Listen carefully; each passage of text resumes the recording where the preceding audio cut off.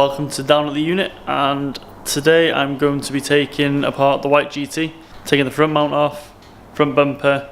I want to check everything. I also need to take a look at the seal on the gearbox, so I'll probably just swap the gearbox because I've got a spare one with decent seals in it, and I haven't got any of the seals spare.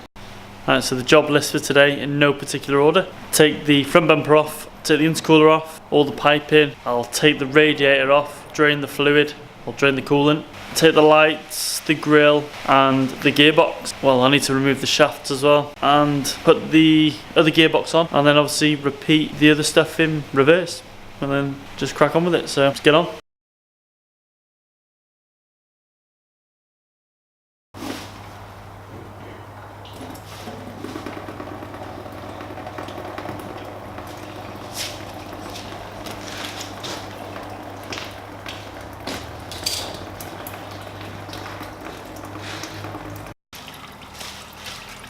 Always have to give them a good twist to break the pipe.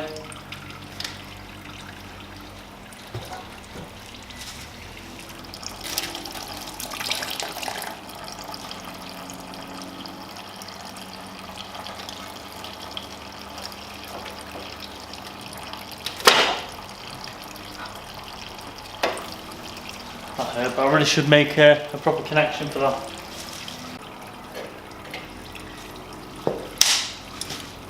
There's the top bracket that holds the radiator on. Keep these safe.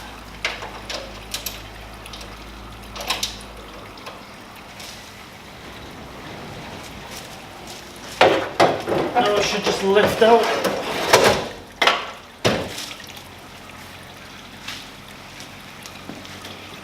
That's the radiator out.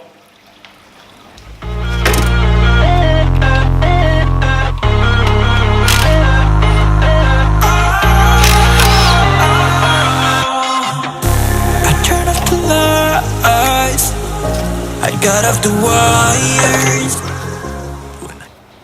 Move that out of the way. Is that 15 right there? There.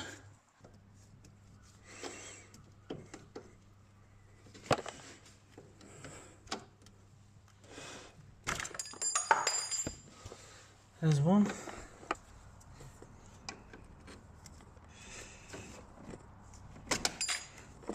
There's two. And then it's just a case of removing these pins and putting them somewhere safe, and then you can disconnect the cables. Go for the washers as well. Just a case of sliding them out. So yep, they're off. Sweet. Right, I've put the engine crane in position so I can lower the gearbox on my own safely. So just doing that, because it's a hell of a heavy trying to carry it on your own. I'm going to wrap some tow rope around it. When I close my eyes, disconnected and tired.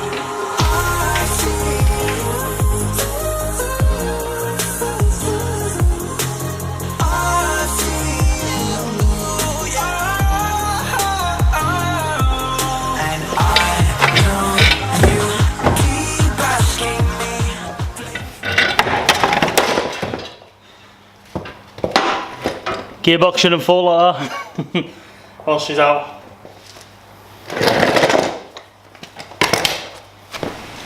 So the input shaft has no play whatsoever. That's ideal. Problem is here, the seal. It's leaking from here, which is quite annoying, but it is what it is.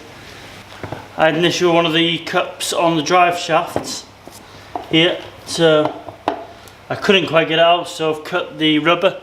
I'll just replace the rubber on the drive shaft as well, just as a precaution. Well, I need to do it anyway. It's fudge now. So there's only two mount, well, I've already taken them off, but there's a back bracket here that'll need to go on the other gearbox and the top bracket at the front. Other than that, they're pretty much just bolt on the G6 boxes to the 4E FTE. They're the same bell housing, so the same fitment. I'm only doing this because I've got another gearbox and I haven't got any seals right now spare, or I need to order some and then get this one back up and running, give it a good clean, Yeah, this box has been a beast of a box. Still is a beast of a box. No crunches, no whines, no grinding in gears, no popping out of gears. For a 6-speed box, it's fairly robust. So as you can see, that's the other box.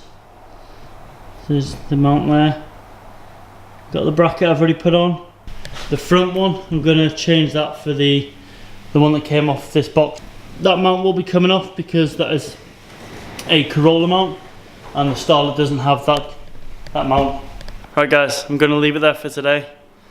I will get the rest of it back on, as all I need to do now is the reverse of everything I've done, and obviously I'm going to replace a few parts like the CV boots, well, the cup end on the drive shaft, re-grease and make sure they're all happy, and obviously change the gearbox and put the other 6-speed that I've got on. Bolt her all up, make sure she's happy, make sure there's no leaks, and make some brackets for the front mount intercooler. Once I've done the brackets, I will line them up and then put the front mount back on, and she's pretty much there. I'm also going to put the selector forks back on. Well, I'm going to swap the selector forks over with my release bearing on that one because I think it's a better one than the standard Corolla one. And that's it. I'll catch you in the next episode, guys. Take it easy. See you later. Fire.